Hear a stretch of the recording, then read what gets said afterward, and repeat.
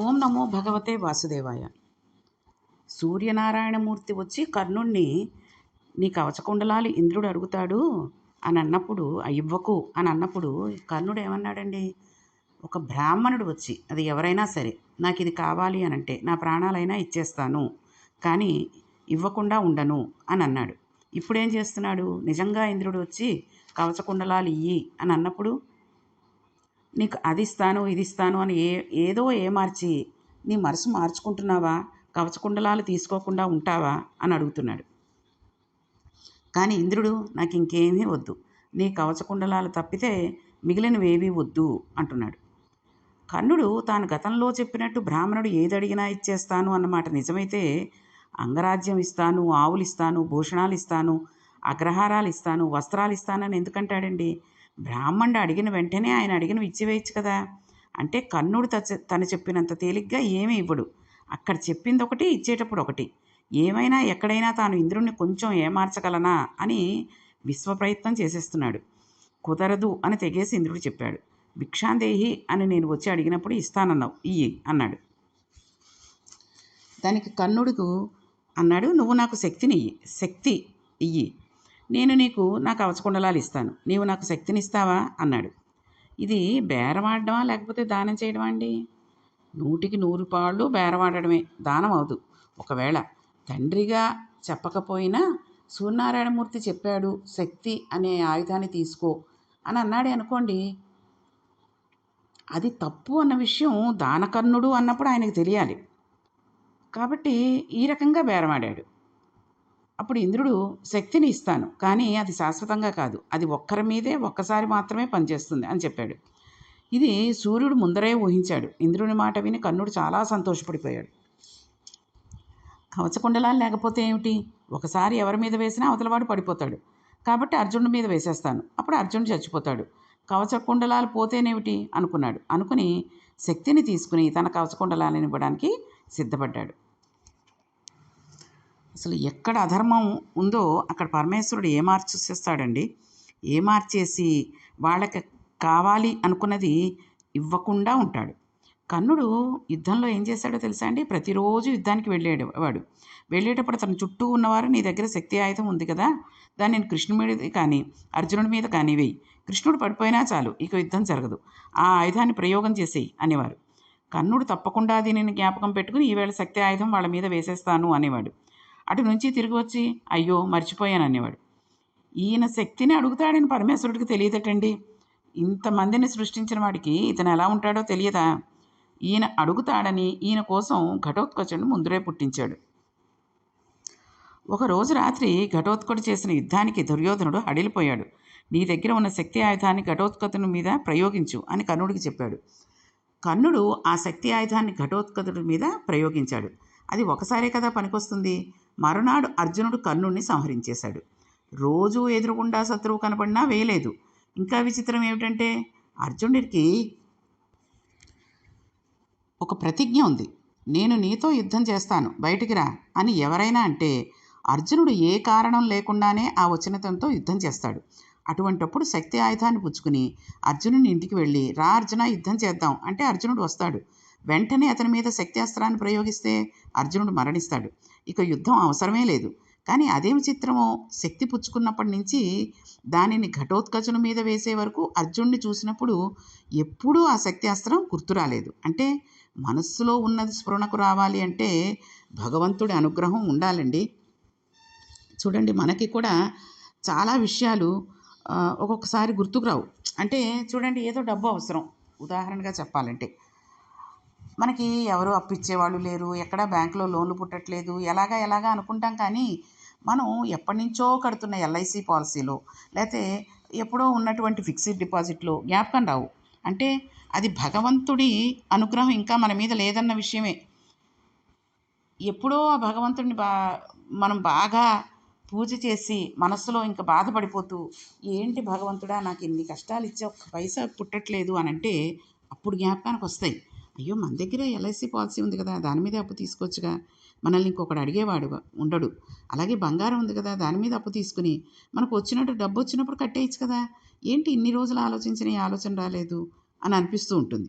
కాబట్టి భగవంతుడి అనుగ్రహం ఉంటేనే మనస్సులో ఏదైనా స్ఫురణకు రావాలి అంటే అది ఆయన అనుగ్రహం ఉండి తీరాల్సిందే. అందుకే ఎంత పూజ చేశావు అన్నది కాదు. లఘు గాయత్రిలో పూజకు ఫలితాన్ని ప్రచోదనం అడుగుతారు, బుద్ధిని అడుగుతారు. బుద్ధే సమస్యలకు విరుగుడుగా కూడా ఇవ్వగలదు. ఇక్కడ పడిపోయాడు కర్ణుడు. కాబట్టి ఇటు కవచకుండలాలు పోయాయి, అటు శక్తి పోయింది. చివరకు పడిపోయాడు. శక్తిని నేను ప్రయోగిస్తే ఆ శత్రువుని సంహరించి మళ్ళా వెనక్కి వస్తుంది. నేను మళ్ళా దానిని ప్రయోగించవచ్చు. కానీ నీకు అలా కుదరదు. ఒకసారి ఒకరి మీదే ఉపయోగపడుతుంది, ఒకసారి మాత్రమే అది ప్రయోగానికి ఉపయోగిస్తుంది అని చెప్పాడు ఇంద్రుడు. దానిని అర్జునుడి మీద వేసేయవచ్చునని కర్ణుడు అనుకున్నాడు. అనుకుని దానిని ఇవ్వమన్నాడు. దానిని ఇంద్రుని వద్ద నుంచి పుచ్చేసుకున్నాడు. వెంటనే తన కవచకుండలాలు తీసి ఇచ్చివేయడం కోసమని ఒక కత్తి తీసి వాటిని కోయిపోయాడు. కోయిపోయి ఆగి, ఈ కవచకుండలాలు నా శరీరంతో పాటుగా సహజంగా వచ్చాయి, మరి వీటిని నేను కోసి ఇచ్చేస్తే నా రూపం విరూపం కదా, అందుకని నన్ను చూసిన వాళ్ళు భయపడరా అని అడిగాడు. అప్పుడు ఇంద్రుడు అన్నాడు, బాలసూర్యుని కాంతితో నీ దేహం కప్పబడి ఉంది. నీవు కోసి ఇవ్వగానే అక్కడ ఏమీ వెలితి ఉండదు. మళ్ళా బాలసూర్యుని వంటి కాంతితో కూడిన చర్మంతో శరీరం కప్పేస్తుంది. కాబట్టి వాటిని ఇవ్వవలసింది అన్నాడు. అనగానే అమృతాన్ని స్రవించే లక్షణం ఉన్న కవచాన్ని తన శరీరంలోకి చురకత్తిన ఒక దానిని ప్రవేశపెట్టి కోసేస్తున్నాడు. నిజంగా అలా కోసి ఇవ్వడం మాత్రం అనితర సాధ్యం అండి. అది లోకంలో ఎవ్వరూ చేయగలిగిన పని కాదు. అంత అద్భుతమైన పని చేశాడు కర్ణుడు. కర్ణుడు బాగా పొడవైన కత్తి తీసుకుని శరీరంలోకి దింపి కవచాన్ని కోసి పైకి దుళ్ళించి తీస్తుంటే నెత్తురు కారిపోతుంటే పైనుంచి సిద్ధసాధ్య సంఘాలన్నీ కూడా చూసి తాను మాట ఇచ్చానని, కేవలం శక్తి ఆయుధాన్ని ఒకసారి ప్రయోగించడానికి మాటకు కట్టుబడి అలా కోసి ఇవ్వడం మాత్రం అద్భుతం అని అనుకున్నారు. ఇటువంటి వాడు ఇక పుట్టడు అని పైనుంచి పుష్పవృష్టి కురిపించి ఆహాకారం చేస్తూ అందరూ తెల్లబోయారు. అలా సిద్ధ సంఘాలు, యక్ష సంఘాలు, కిన్నెర సంఘాలు, సాధ్యులు దివి నుండి అరుస్తున్నారు. వాళ్ళు అంత పెద్ద పెద్ద అరుపులు అరుస్తూ ఉంటే తాను ఇంత బాధపడుతున్నాను అనే భావన లేకుండా మాటకు కట్టుబడుతున్నానన్న సంతోషంతో కోసేశాడు. కోసేసి కవచకుండలాలను రెండింటినీ తీసి ఇంద్రుడి చేతిలో పెట్టేశాడు. ఆ పెట్టేయడమే ఆయన మృత్యువుకి కారణమైంది. ఒక రకంగా చెప్పాలంటే సుఖంగా జీవితాన్ని పరిసమాప్తం అయిపోవడానికి కూడా కారణమైపోయింది. ఒకప్పుడు ఆయననే కుంతీదేవి వచ్చి పాండవులను భిక్ష పెట్టమని అడిగింది. ఒక స్త్రీ వచ్చి వరం అడిగింది కాబట్టి ఇచ్చేశాడు. ఒక్క అర్జునుడే తప్ప మిగిలిన పాండవుల జోలికి వెళ్ళనన్నాడు. నిజంగా ఇన్ని వరాలు ఇచ్చేసిన వాడు కురుక్షేత్ర సంగ్రామంలో ఏం నిలబడతాడండి? ఏ తల్లి ఆయనను కనదో ఆ తల్లి అతనిని చచ్చిపోరా అని పరోక్షంగా అడగవలసి వచ్చింది. కారణం వివాహపూర్వ శృంగారం. అది కొడుకును కొడుకుగా కాపాడలేకపోయింది. అది ఒక వ్యక్తితో పోదు, లోకానికే అతిపెద్ద ఉపద్రవంగా వెళ్ళిపోయింది. ఇది అక్కడితో పోలేదు. ఆఖరణ అందరూ చచ్చిపోయాక ధృతరాష్ట్రుడు, కృష్ణుడు, ధర్మరాజు కూర్చుని ఉండగా చనిపోయిన వాళ్ళ పేర్లు అన్నీ ఒక్కొక్కటి చదువుతున్నారు. ఒక్కొక్క పేరు చెప్తే తన పక్షం వాడని నువ్వులు నీళ్లు వదిలేశారు. ఒక పేరు చెప్తే ధృతరాష్ట్రుడు లేచి తన పక్షం వాడని నువ్వులు నీళ్లు వదిలేవాడు. కుంతీదేవి అక్కడే కూర్చుని వింటోంది. కర్ణుడు పేరొచ్చింది. అతను నా పక్షం వాడు కాదు అన్నాడు ధృతరాష్ట్రుడు. ఎందుకని అంటే కర్ణుడు తన బంధువు కాడు, కొడుకుని ఆశ్రయించినవాడు. కాబట్టి నేను నువ్వులు నీళ్లు విడిచిపెట్టనన్నాడు. ధర్మరాజు కూడా కర్ణుడు నా బంధువు కాదు, నేను నువ్వులు నీళ్లు విడిచిపెట్టనన్నాడు. ఈ విధంగా కర్ణుడు నువ్వులు నీళ్లకు నోచుకోలేదు, తర్పణ లేదు. దీనిని కుంతీదేవి తట్టుకోలేకపోయింది. అప్పుడు లేచి, ధర్మరాజా, వాడు నా పెద్ద కొడుకు, నీకు అన్నగారు, నువ్వులు నీళ్లు విడిచిపెట్టు అని చెప్పింది. ధర్మరాజు భోరును ఏడ్చాడు. అన్నయ్యను చంపించేశావు కదమ్మా, రాజ్యాన్ని నిలవలసిన వాడు, నేను అతని పక్కన చేతులు కట్టుకుని నిలబడదును, ఎంత పని చేశావమ్మా? వాడిని చంపేసే వరకు ఈ నిజాన్ని చెప్పలేదు. ఆడదాని నోట నువ్వు గింజ నానినంతసేపు నిజం దాగకుండు కాక అన్నాడు. కుంతీదేవి ఎంత కష్టపడిందండి! ఇంత కష్టపడి ఏం సాధించుకుంది? ఏ బిడ్డల కోసం కష్టపడిందో ఆ బిడ్డలలోనే పెద్దవాడు ధర్మాత్ముడు అయిన ధర్మరాజు తల్లిని శపించాడు. ఒక్క వివాహపూర్వ శృంగారం అన్న కళంకానికి కుంతీదేవి జీవితం అంతా ఏడుస్తూనే ఉంది. అంతటి మహాతల్లి అయిన ఆమెకు అది జీవితంలో ఒక మాయన మచ్చగా మిగిలిపోయింది. అందుకే తస్మాత్ జాగ్రత్త అని ఆడపిల్లలకి చెప్పాలండి. ఆ జోలికి వెళ్ళవద్దు, అది ప్రమాదకరం, దానిని నిర్ణయించడానికి పెద్దలు ఉన్నారు. అందుకే పెళ్లి విషయంలో ఆడపిల్ల స్వతంత్రించి నిర్ణయం తీసుకోకూడదు, పెద్దల నిర్ణయానికి కట్టుబడాలి. మహాభారతం అంత పరమ పవిత్రమైన సందేశాన్ని మనకి ఇస్తోంది. కాబట్టి దానిని ఏదో చిన్న విషయంగా తీసి పడేయకూడదు. మహానుభావుడైన కర్ణుడు తుట్టతుదిన సహజ కవచ కుండలాలనే తీసి ఇచ్చేసి యశోవిరాజితుడయ్యాడు. పైనుంచి పుష్పవృష్టి కురిసింది. ధర్మరాజు గారి బెంగ తీరిపోయింది. కర్ణుని కవచకుండలాలు పోయాయి. ఇప్పుడు అర్జునుడి ముందు కురుక్షేత్ర సంగ్రామంలో నిలబడలేడు. ఇప్పుడు తనకు రాజ్యం హస్తగతం అవుతుంది అని ధైర్యాన్ని పొందాడు. ఎక్కడ ధర్మం ఉందో దానికి అనుకూలంగా పరమేశ్వరుడు తీర్పు చెప్తూనే ఉంటాడు. ఇప్పుడు తీర్పు చెప్పాడు కూడా. ఇన్ని విషయాలతో కూడుకున్న గంభీరమైన ఈ ఘట్టాన్ని వ్యాసుల వారి హృదయాన్ని అందుకుని ఆరణ్యపర్వంలో చివరలో చెప్పారు ఎర్రాప్రగడ. ఆరణ్యపర్వం చాలా విశేషమైన పర్వం అండి. ఆరణ్యపర్వాన్ని కోరి కోరి వింటారు. అసలు ఒక్క ఆరణ్యపర్వాన్ని విన్నట్లయితే ధర్మం యొక్క శక్తి ప్రకాశిస్తుంది. 2, ఆరణ్యపర్వంలో పరమ తేజోమూర్తులైన నిత్యాగ్నిహోత్రులైన కొన్ని వేల మంది బ్రాహ్మణులు ఎప్పుడూ ధర్మరాజు గారి పక్కన ఉన్నారు. బ్రాహ్మణ సేవ, బ్రాహ్మణ పూజ, తీర్థయాత్ర, మార్కండేయ మహర్షి దర్శనం, రోమస మహర్షి దర్శనం, కృష్ణ దర్శనం ఇవన్నీ కూడా ధర్మరాజు గారికి రాబోయే కాలంలో కురుక్షేత్ర సంగ్రామంలో పెట్టని కోటలై కాపాడాయి. అంతమంది ఆశీర్వచనాన్ని పొందాడు. ఆరణ్య పర్వంలోనే మహాపతివ్రతలైన సీతమ్మ తల్లి, దమయంతి, సావిత్రి, బ్రాహ్మణి, ద్రౌపదీదేవి వీళ్ళ కథలు నడిచాయి. వాళ్ళ గొప్పతనాలు ప్రకాశించాయి. ఆరణ్య పర్వం, ఆరణ్యకం అంటే ఏమిటో గతంలో మనం చెప్పుకున్నాం కదా. గురువు శిష్యునికి బోధించేది. ఆరణ్య పర్వం అదంతా కూడా గురువులకి శిష్యులకి గొప్ప గొప్ప కథలు చెప్పి వారిని ధర్మనందు ఉంచుకునేటట్టుగా చేశారు. కాబట్టి దానిని సంస్కృత భారతం వనపర్వము అని పిలిస్తే, ఆంధ్ర మహాభారతంలో దీనిని ఆరణ్య పర్వము అని పిలిచారు. ఇందులో ఉపనిషత్తు రహస్యాలు ఉన్నాయి.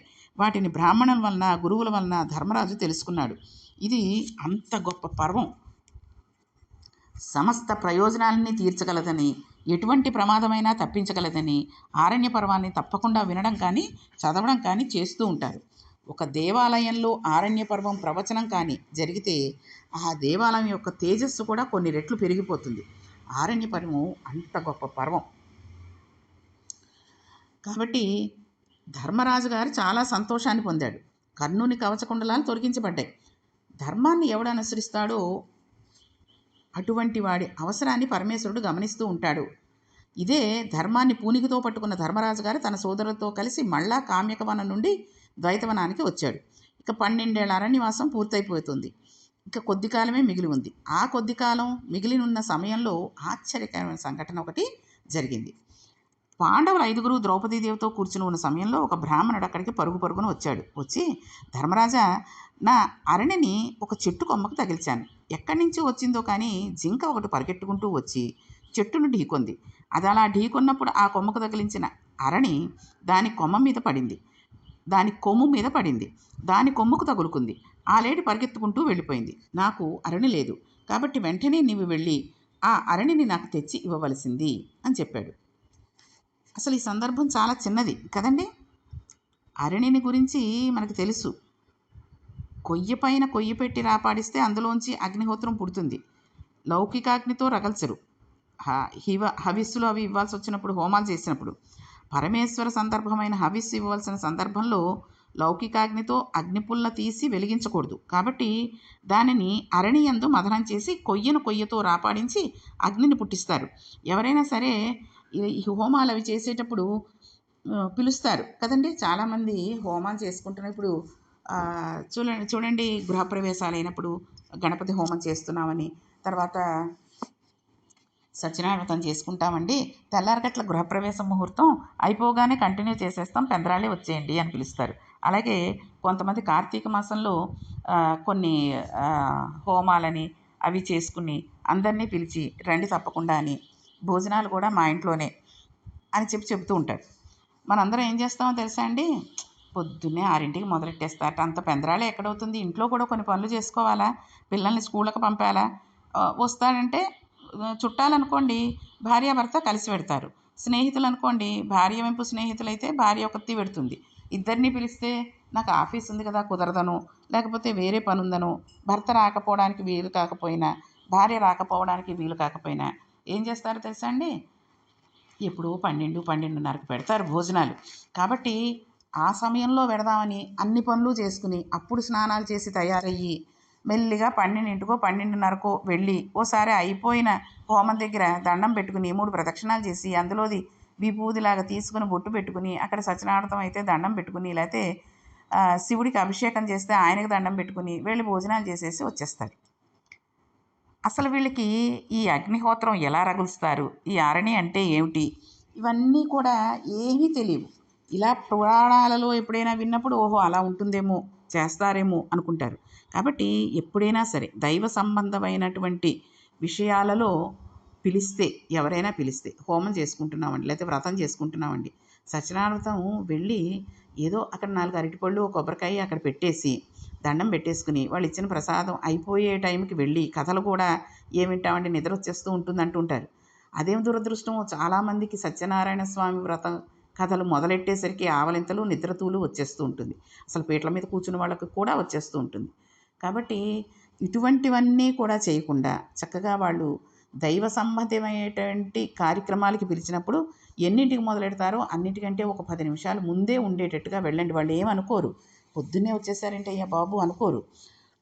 ఆ చేసేటటువంటి కార్యక్రమాలు మొదటి నుంచి చూస్తే, శ్రద్ధగా చూస్తే, ఆ చేసుకునే వాళ్ళలో శ్రద్ధ లేకపోతే చేసుకున్న వాళ్ళకంటే ఎక్కువ ఫలితాన్ని భగవంతుడు మనకి ఇస్తూ ఉంటాడు. చూడండి సత్యనారాయణ చేసుకుంటున్నప్పుడు ఆ చేసుకునే వాళ్ళు ఏదో సెల్ ఫోన్లు వాళ్ళకి ఎక్కడికి రావాలి ఆ మనుషులు వాళ్ళు అని చెప్పుకుంటూ ఉండడం కానీ, లేకపోతే ఆ వచ్చిన వాళ్ళకి కాఫీలు టీలు ఇవ్వండి అని వేరే వాళ్ళకి పురమాయించడం కానీ, పీటల మీద కూర్చున్న వాళ్ళు చేస్తూ ఉంటే దానికి ఫలితాన్ని ఇవ్వడు పరమేశ్వరుడు. సత్యనారాయణ స్వామి వ్రతాన్ని కూర్చుని శ్రద్ధగా మొదటి నుంచి ఏ ఏ దిక్కుల దిక్పాలకులను పిలిచి వాళ్ళకి అన్నీ ఇస్తున్నారు అవన్నీ కూడా శ్రద్ధగా చూసి, ఆ కథని శ్రద్ధగా విని, నైవేద్యం పెట్టినటువంటి ఆ ప్రసాదాన్ని కళ్ళకద్దుకుని, స్వామి నాకు కూడా ఈ కోరిక తీర్చు, నీకు తప్పకుండా వ్రతం చేసుకుంటాను అని అనుకునే వాళ్ళని తప్పకుండా ఆ సత్యనారాయణ స్వామి అనుగ్రహిస్తాడండి. కాబట్టి ఈ అరణి అనే దాని గురించి ఇదంతా చెప్పుకోవాల్సి వచ్చింది మనకి. కాబట్టి ఈ అరణి లేదు కాబట్టి అక్కడికి వెళ్ళి తీసుకుని రా అని చెప్పి ధర్మరాజు గారిని అడిగాడు. ఈ వస్తువు మథనం చేసి కొయ్యతో రాపాడించి అగ్నిని పుట్టిస్తారు. ఆ గడ్డి లాంటిది వేసి దానితో వచ్చిన మంటతోటి అక్కడ అగ్గిపుల్ల లేకుండానే అగ్నిని రగులుస్తారు. ఇది ఒక సాధనం. ఇది బ్రాహ్మణుడికి ఒక వస్తువు. మనకి సెల్ ఫోన్లు ఎలాగో బ్రాహ్మణుడికి అరణి అనేది ఒక వస్తువు. ఒక బ్రాహ్మణుని జీవితం ప్రధానంగా అగ్ని మీదే ఆధారపడి ఉంటుంది. ఆయన ఎక్కువగా అగ్ని ఆరాధనమే చేయవలసి ఉంటుంది. అసలు వివాహం అవగానే ప్రధాన హోమంలోనే తండ్రి గారి అగ్నిహోత్రంలో నుంచి అగ్నిహోత్రాన్ని తెచ్చుకుంటారు. ఇంక అప్పటి నుంచి అగ్నిహోత్రాన్ని విడిచిపెట్టకుండా అగ్నిని ఆరాధన చేస్తూనే ఉంటారు. అగ్నిని ఆరాధించడమే సనాతన ధర్మ వ్యవస్థలో అత్యంత ప్రధానమైన భాగం. అగ్నిహోత్రం అంత గొప్పది. అగ్నిహోత్రం లేకపోతే బ్రాహ్మణ్యమే లేదు. బ్రాహ్మణునికి అత్యంత ప్రధానమైనది ఏంటండి? అగ్ని. అటువంటి అగ్నిని రగల్చడానికి ప్రధానమైన సాధనం అరణి. ఇప్పుడు ఆ అరణి పోయింది కాబట్టి ఇప్పుడు ఆ బ్రాహ్మణుని నిత్యకృత్యములు నడవు. భగవత్ సంబంధమైన ఆరాధనా కార్యక్రమం నడవదు. అందుకని ఆయన ధర్మరాజు దగ్గరికి వచ్చాడు. క్షత్రియుడు రాచకం చేస్తున్నా చెయ్యకపోయినా అతని ప్రధానమైన ధర్మం ఏమిటి అంటే బ్రాహ్మణుని కాపాడడం. అందున అతని ఆరాధన యందు ఏది ప్రధానమైందో దాని విషయంలో క్షత్రియుడు రక్షణ చేసి తీరాలి. ఆ బ్రాహ్మణుడు అరణిపోయింది అని బాధపడుతున్నాడు. కాబట్టి దానిని సాధించడం కోసం పాండవులు 5 బయలుదేరారు. కాలం అతిక్రమించకూడదు. సకాలంలోనే ఆ బ్రాహ్మణుడు అగ్నిని రగుల్చుకోవాలి. అందుకని తొందరగా వెళ్ళి 5 కలిసి వెతికి లేడీని కొట్టి తీసుకురావాలి. అందుకని ఈ 5 వెళ్ళారు. 5 కలిసి వెంట తరిమినా ఆ లేడీ వాళ్ళకి దక్కలేదు. అది అటు ఇటు పరిగెడుతోంది. దట్టమైన అరణ్యంలోకి వెళ్ళిపోయి ఎక్కడో అదృశ్యమైపోయింది. అది కనబడలేదు. కానీ దానిని వెతుక్కుంటూ బాగా చీకటిగా ఉన్న దట్టమైన అరణ్యంలోకి వెళ్ళిపోయిన పాండవులకు మాత్రం విపరీతమైన దాహం వేసింది. వాళ్ళు ఒక మట్టి చెట్టు కింద కూర్చుని మాట్లాడుకుంటున్నారు. ఏమిటి ప్రారంధం? ఒక బ్రాహ్మణుడు అడిగితే అరణిని వెతికి తేలేకపోయాం. అసలు మనం ఈ అరణ్యవాసం చేయవలసిన అవసరం ఏమిటి? ఇలా కూర్చోవడం ఏమిటి? ఆ రోజు అనవసరంగా నిష్కారణంగా వెళ్ళి మాయాద్యూతం అని తెలిసి ద్యూతం ఆడడం ఎందుకు? జూతం ఆడిన వెంటనే మనం అక్కడే ఆ దుర్యోధనుడి దుశ్శాసుడిని మట్టు పెట్టేస్తే, శకునిని సంహరిస్తే గొడవ వదిలిపోను, అన్నగారి ఆజ్ఞ మేరకు ఉండిపోయాం అని మాట్లాడుకుంటూ ఉండగా ధర్మరాజు గారు అన్నారు, మనం బాగా దప్పికతో ఉన్నాం. కాబట్టి ఓ నకుల, నీవు ఈ చెట్టుపైకి ఎక్కి ఎక్కడైనా సరోవరం కనబడుతున్నదేమో చూడు అన్నాడు. నకులుడు చెట్టుపైకి ఎక్కి దగ్గరలో నాకు ఒక సరోవరం కనబడుతోంది, అక్కడికి వెళ్ళి మనం మంచినీళ్ళు తాగవచ్చు అన్నాడు. అప్పుడు ధర్మరాజు గారు అన్నారు, మేము ఇక్కడ ఉంటాం, నువ్వు వెళ్ళు, అక్కడ మంచినీళ్ళు తాగి కొన్ని నీళ్లు మాకు పట్టుకురా అన్నాడు.